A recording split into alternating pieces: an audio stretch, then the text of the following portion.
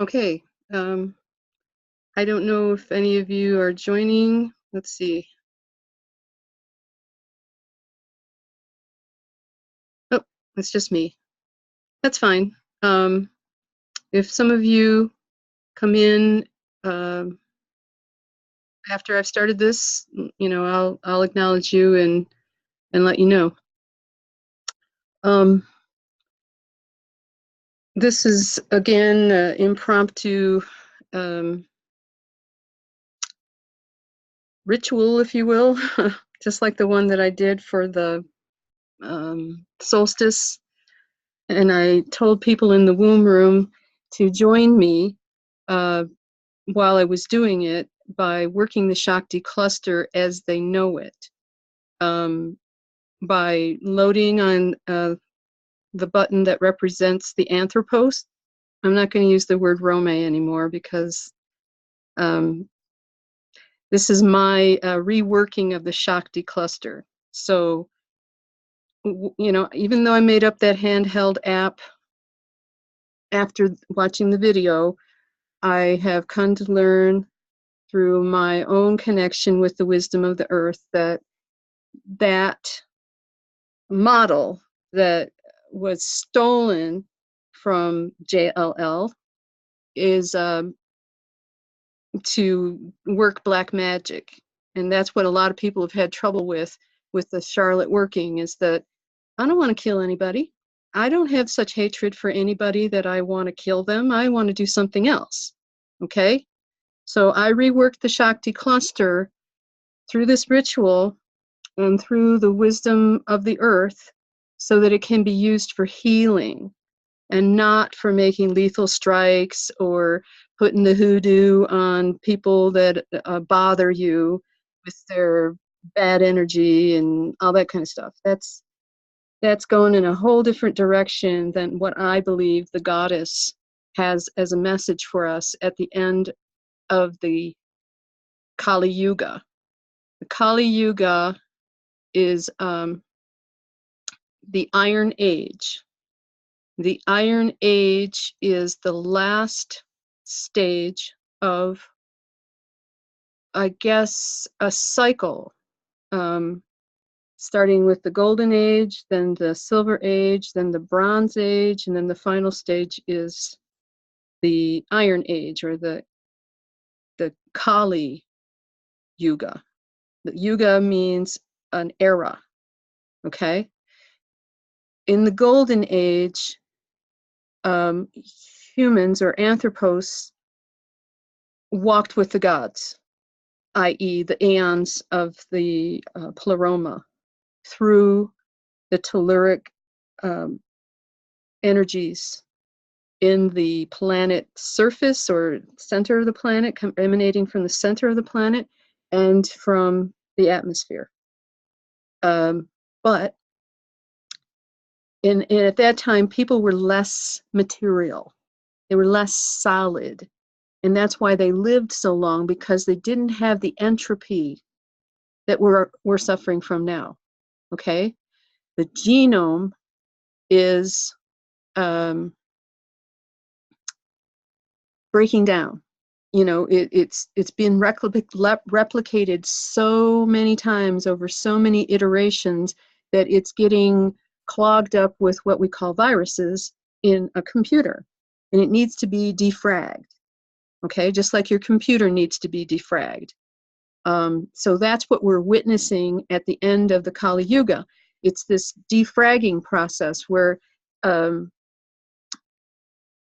fragmentation that happens in your hard drive, in your random access memory, occurs when you have little packets of information that are called orphans. There's a lot of correspondences with ancient myths and what is going on in the earth right now. So these little packets, these orphans, tend to create weird spaces in between them that slow down your computer. All right. And so what we're going through is a defragging process right now. And those little orphan packets in the zeitgeist, if you will, have found, they glom on to whatever's most attractive to them.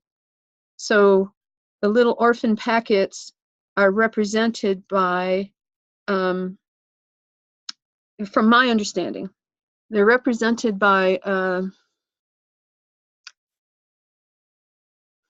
the energy of people like Adolf Hitler. Okay?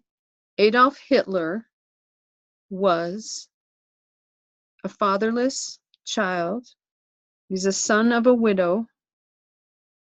I'm not sure what his father was, but it doesn't really matter.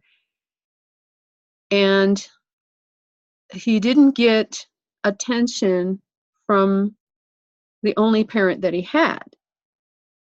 So he had the sin of envy. He envied, he went to school to be an artist. And I don't know why he couldn't continue school, whether he got kicked out or whether there was no more funding or whatever. So he was envious of people who had true talent and were making a living at their art. Okay? And he became vulnerable to a group of people that were trying to strengthen their ethnic identity with black magic, the occult. And they were grabbing things from all kinds of mythologies, wherever they could, to try to support their idea of the spirit of the German people. And because Adolf Hitler was envious of other artists, he couldn't make a living as an artist. Nobody appreciated his art. He didn't get attention from his mom. He didn't get attention from his form of creativity that was unilateral creativity. It wasn't bound. In the sacred alchemical wedding, the alchemical wedding is a metaphor for the male and female, and the two strands of the DNA, and that's where I went with the testing of the button 8, the Bagalamukhi, that is represented by number 8 on the Shakti Cluster. Okay? And this is the traditional icon of the Bagalamukhi emanation of Kali, actually. And the myth that goes with it is that when there was a asura, a demon, who had gotten the gift from Brahma of Vak Siddhi, Vaksidhi.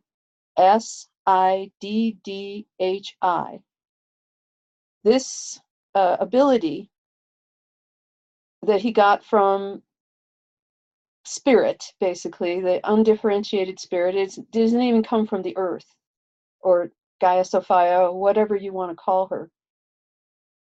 He had the ability to create storms just by speaking words, and these storms were killing people. So Shiva, who is the consort of Kali and Parvati, went into a sea of turmeric, and that's why you see this sea. And I told you guys on the womb room site about what I was going to do with this. I was going to paint myself with turmeric in order to imitate this Dakini. All right. So in sympathetic magic, that's what we're calling it. She is holding the tongue of the demon, and she has in her hand a mace or a mallet, of some sort, that she smacks the demon on the head to not only silence him, but to paralyze him.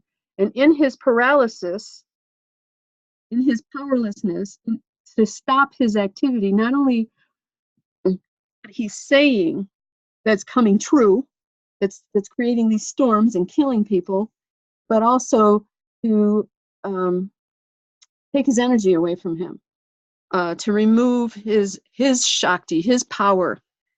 Now, the way that I went about this ritual to reclaim the Shakti cluster as a healing object, a healing tool, started with the idea that I got from John Lamb Lash, because this is from his webpage, right? His, I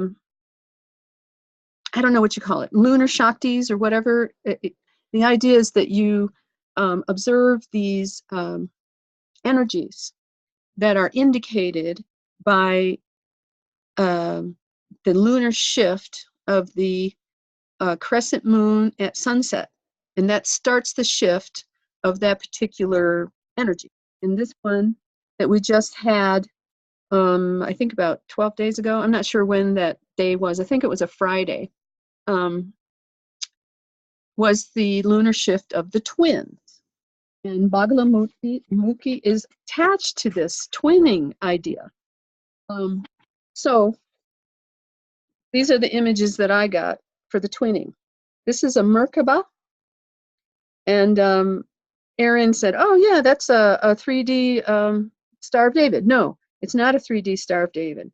The Merkaba indicates in a 3D way the twinning of the sexes. All right. So this triangle is actually a pyramid. It's two pyramids. This triangle is the base. That represents women whose center of gravity is their hips. And this one right here is the male. His center of gravity is his shoulders. That's where his power is. And this is where the woman's power is. Okay, hang in there with me. The twins, there's that imagery. That's the imagery that I got. So I've been prompted to do this ritual, including, testing the Shakti cluster with this image from the twins of this lunar shift,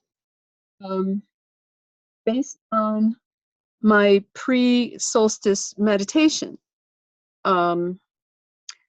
I've been going into the El Dorado Canyon and trying to do some exercises to reorient my nervous system to the telluric powers of the earth, wherever they are. And my closest opportunity is this canyon that has a river running through it. So I go there all the time, and I've had lots of magical experiences there. And it was just this morning that I realized that the canyon with that river going through it is being charged electrically, and it's kind of like those standing stones in the British Isles, the menhirs, or more specifically, what I discovered this morning is the rollright stones. So, I mean, I only have 40 minutes, and I don't know what time it is now, but the clock is ticking, and I can't give you all the details. I can, when I post this recording in the womb room or wherever you might find it, I could send it to your email. I will list all the supporting myths, as well as books that have been written that back up my intuitions. Okay. So Wednesday morning, I was gifted, well, I actually bartered a couple dozen of my duck eggs with someone whose husband had died a year ago, and he had a rock shop, and she was going to trade me a bunch of crystals because I was looking for a dual pointed a double-pointed crystal, because that's how I make these orgonite pyramids. And I'll have to go and fetch one to illustrate. But the whole twinning idea wasn't lost on me, because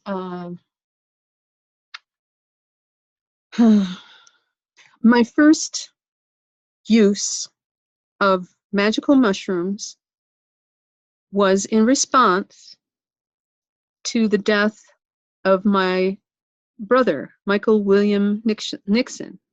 Michael William Nixon, his name means Michael, who is like God, William, stalwart protector, and Nixon is the clan of Nike, or victorious people. Okay? He was born like when I was 20 months old. And since we were able to walk and talk, we were always singing and dancing together. He was my twin soul. And I called him in because my name means Darlene, beloved, Marie, goddess, clan of the victorious people.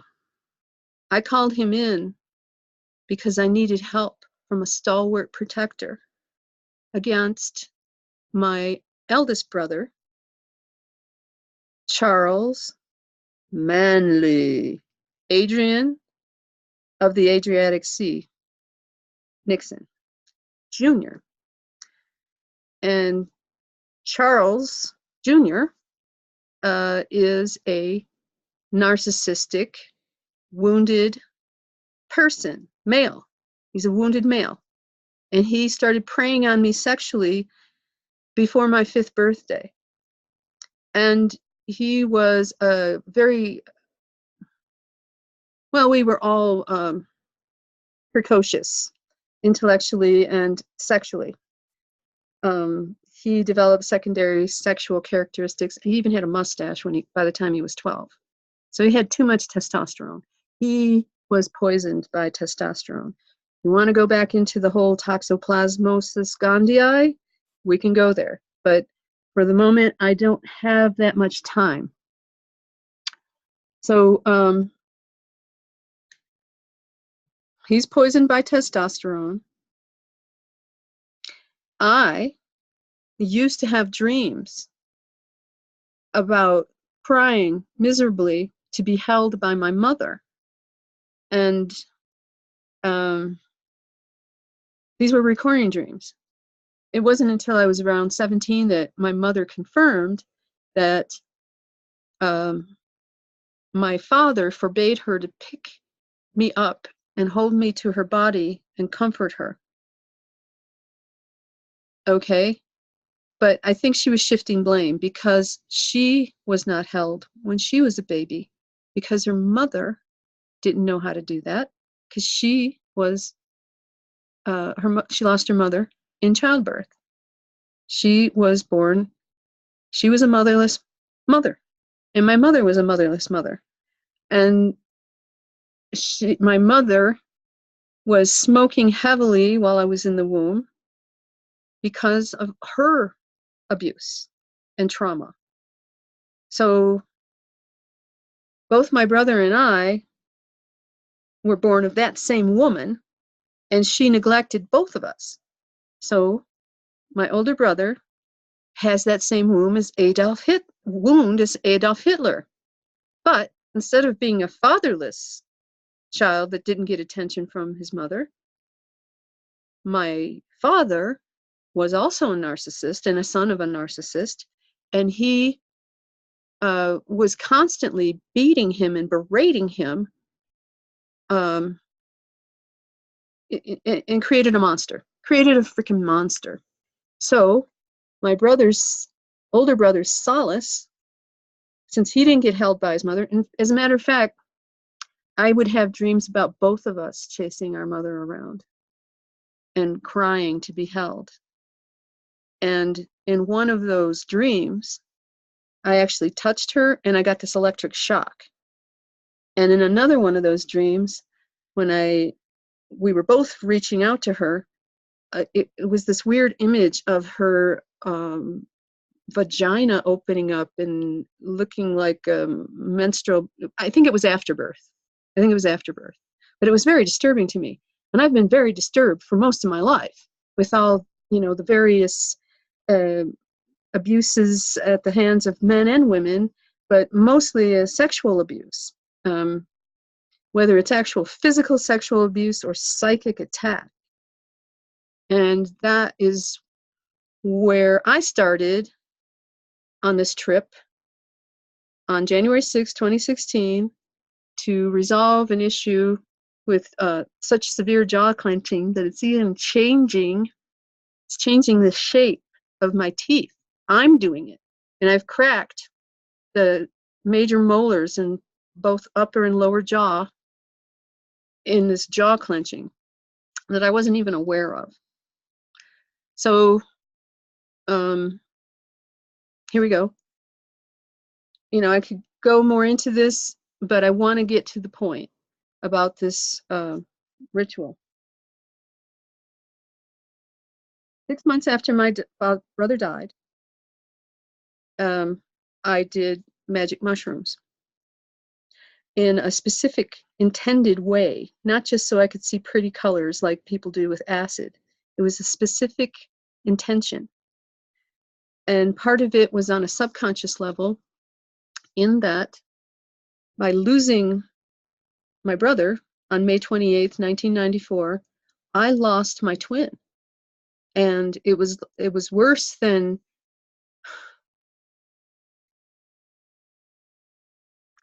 losing an arm or a leg. It was just, I was so bereft.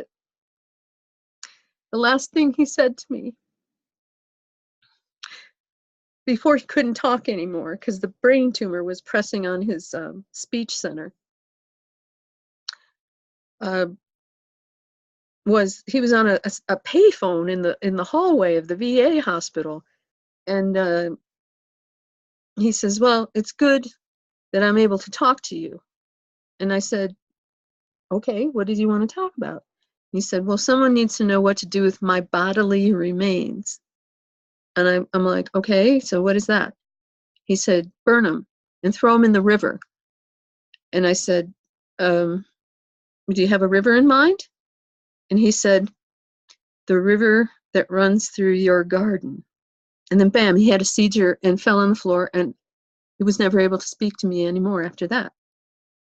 And when we did bury him, my father had died 7 years before that and been cremated, and my older brother was supposed to do something with it, and he never did. So we took both urns on a river, the Rifle River, where they both were Eagle Scouts and training others to canoe on the river. So we went on a canoe trip and we deposited their remains in that river so they could go down the river again. That's the best I could do. But I was haunted by him, on a regular basis. The other part of this soul twin thing is that we dreamed together, and I've had dreams like the one I told you about since I was 3 years old. Vivid dreams. And a lot of these dreams didn't have to do with me. And now that I've had this completion of this cycle, I'm realizing it was Sophia that was talking to me out of the earth, okay? Telling me the story of the Iron Age and how this entropic process is continuing to degrade not only our minds, but our DNA and our bodies and gender rift. And we're, actually, okay, so my brother died. And I went to the Rainbow Gathering as a way to memorialize him, because he and my cousin on my father's side kind of kidnapped me and my little brother and my erstwhile boyfriend to go to the 1986 Rainbow Gathering, and in Pennsylvania. So I went back to the Rainbow Gathering. It happened to be in Colorado in '94 to memorialize him to all of his rainbow buddies. And somebody gave me some mushrooms at the gathering. So, I held out to them, and I didn't think of, what could I do with them, right?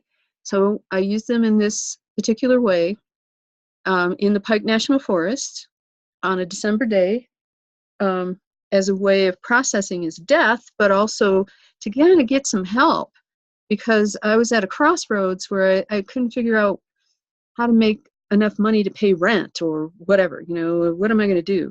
And so I figured I'd just surrender myself to the powers of the earth. I'll use the mushrooms as a way to do that.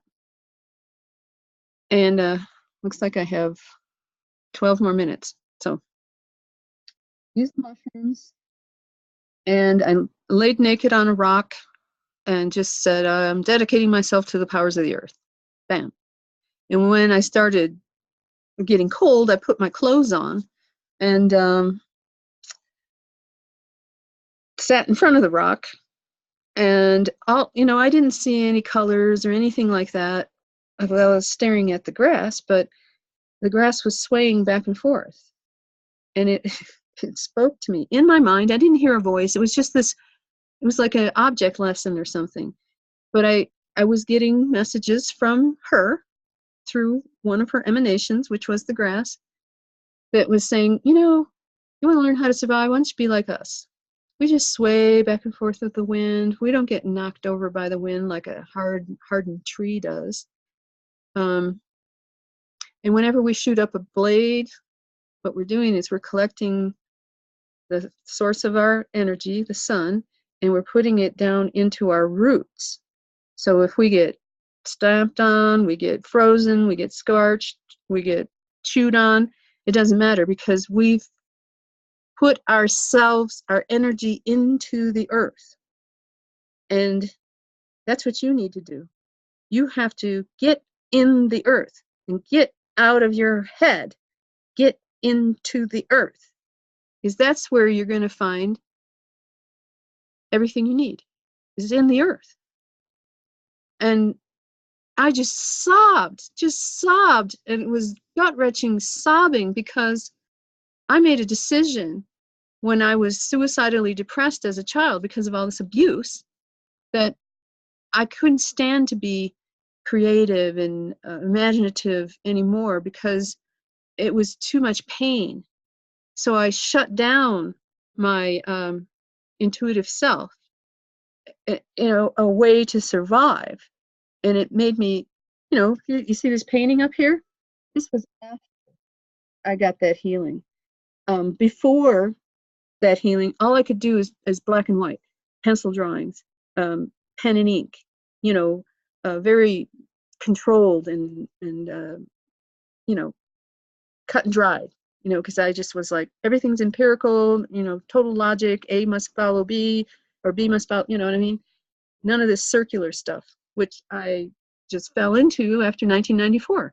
I became part of this spiral. Instead of a straight arrow, it's a spiral of birth, death, and regeneration, birth, death, and regeneration.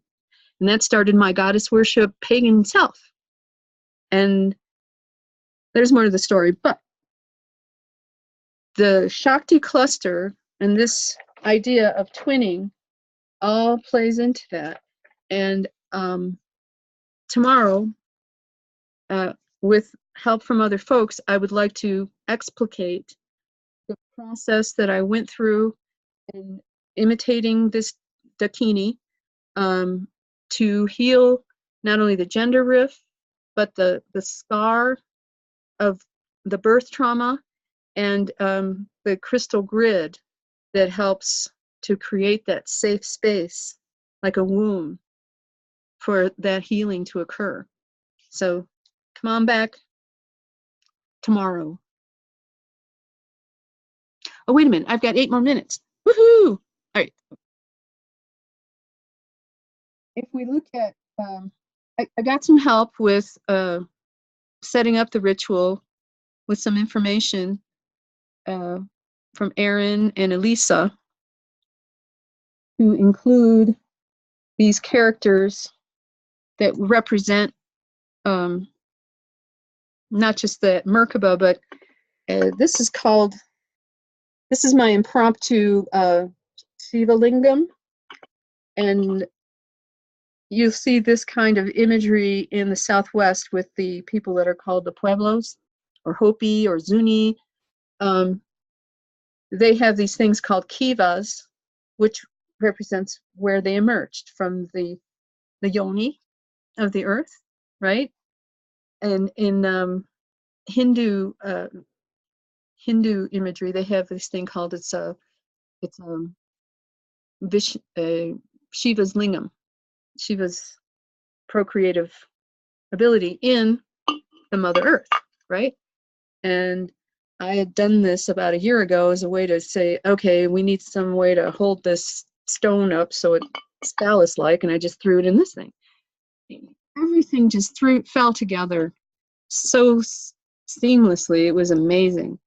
But there's Shiva, who was, there's lots of different iterations of this legend of Shiva cutting off his son's head, the son of Parvati that she formed out of her body. And Shiva cut off his head because Parvati charged her son to guard her house while she was taking a bath, right? And because Shiva was out imagining the world and doing all that, the creator, the destroyer, he was doing all that stuff. When he came home, he said, "Who are you? I can enter my house anytime I want to. Who are you?" And he cut his head off, right? This is a better representation of Shiva. Elephant head, right?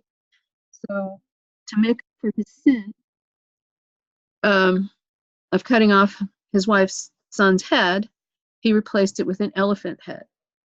So the Shiva, the real legitimate father, recognized his error, and he corrected it, and he made his son, he claimed his son as his own. And this is a great symbol of the integration of the male and the female. This is a cowrie, looks like a vagina, right? And there's that guy who now has an elephant head that makes him wise. Okay, 5 more minutes. All right. Well, definitely Shiva and Ganesha have everything to do with this ritual. But I got the message Wednesday night while I was doing a pre-solstice meditation that I needed to do this. And it was because John Lamb Lash is being groomed to be the new Hitler. I know it's shocking, and I have very little time to explain it, but he's got correspondences with Hitler, and that he is a son of a widow, and he isn't getting the attention from the mother or from other women in his life. He's been rejected in a sense. And so in his bid to get attention, he is, this book that he wrote, and, everybody claiming that he's the heir of Joseph Campbell. I mean, Joseph Campbell was a professor at a college. He was a professional scholar. He always had that rigor of the professional scholar world to be able to reference his material. It just didn't come out of his ass. So John Lamb Lash is not the heir of Joseph Campbell. You see what I mean? And that's why I say the Shakti Cluster is compromised. The idea of commanding someone by your pleasure is a BDSM concept. Bondage, BD. Bondage, dominance, sadomasochism. BDSM people do these role plays where somebody's a dominator, somebody's a submissive, and do all this weird stuff to shame and all that kind of stuff, and it's supposed to be love. We won't go into that too much, but I got 3 more minutes. And when I heard that message Wednesday night, I was like, no, I, I'm sorry, I don't care about John Lamlash and his little troubles. But Thursday morning, when I did my solstice greeting the sun as it comes up, I was overwhelmed by this wound. And it wasn't my wound, but it turned out to be my wound, and that I must do this. And that's when I started doing my investigation of people that are close to him. That, yep, that's for sure. He does have a wound from women. Um, so that's why I was compelled to do this on the solstice, on the 8th day of the lunar cycle. So, namaste. I guess I have 2 more minutes. I don't know if I need to use them. Here's another image that I put on the altar. And I set up my Devi Tara. She's the one that came to me on January 6, 2016 to heal my soul. I wanted to heal my jaw, but she showed up and restored my soul in the shape of Shiva, in reclining Shiva at the foot of Devi Ma Kali. Okay.